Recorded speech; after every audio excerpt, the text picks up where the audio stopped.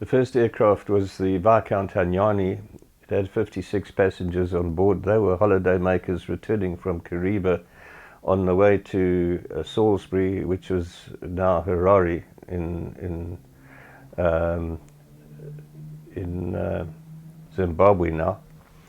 And it took off at approximately 5:05 in the evening and headed for directly south on the same course that all the other Viscounts had used.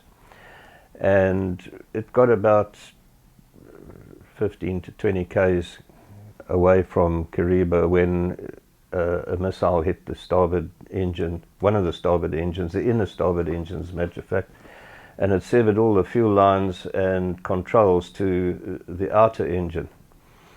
The result was that the fuel lines under pressure created an enormous fire that couldn't be put out, and the second engine couldn't be feathered, so it created a lot of resistance and got the aircraft to topple to starboard.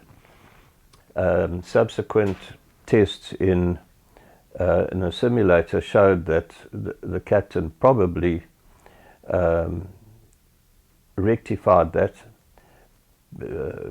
problem by putting the aircraft into a steep dive.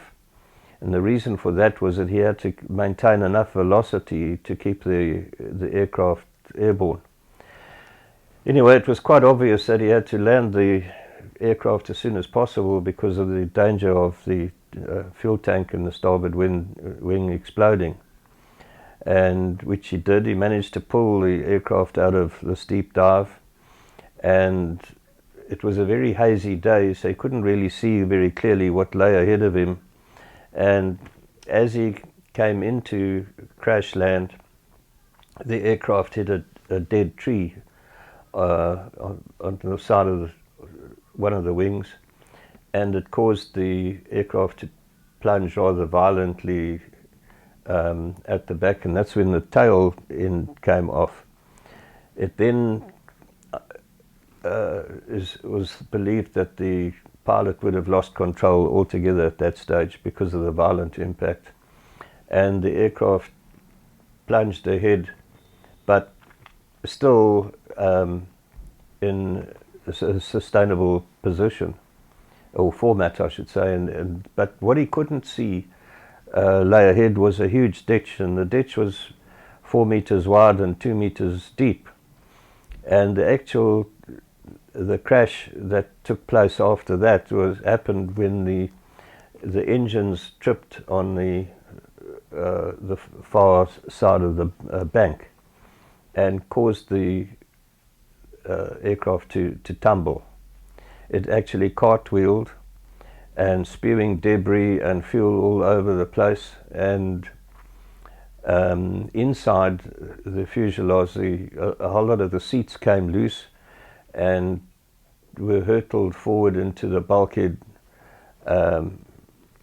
Obviously the passengers that sat closer to the cockpit were compacted with other chairs and passengers carrying into them. The aircraft then landed upside down, or the fuselage I should say, came to a halt facing the direction it had come from, but it was upside down, and an extreme fire broke out in the inside, and a lot of people were burned to death.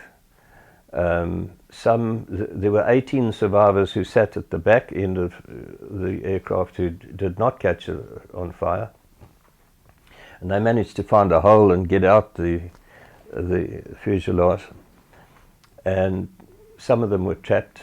One guy had his feet caught in between some plates and he couldn't be pulled out away from the fire, so he was very much conscious, but they couldn't wait any longer.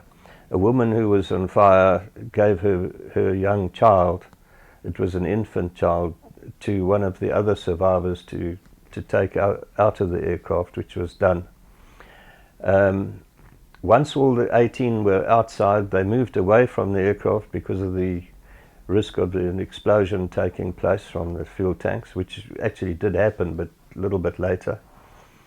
And they moved about 100 meters away from where the aircraft, the stricken aircraft lay. And of those, 5 decided that, who weren't actually injured, they decided to go and look for water and for help.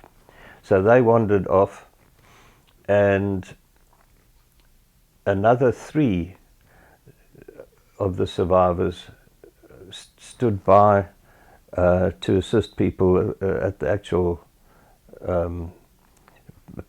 point where they gathered together.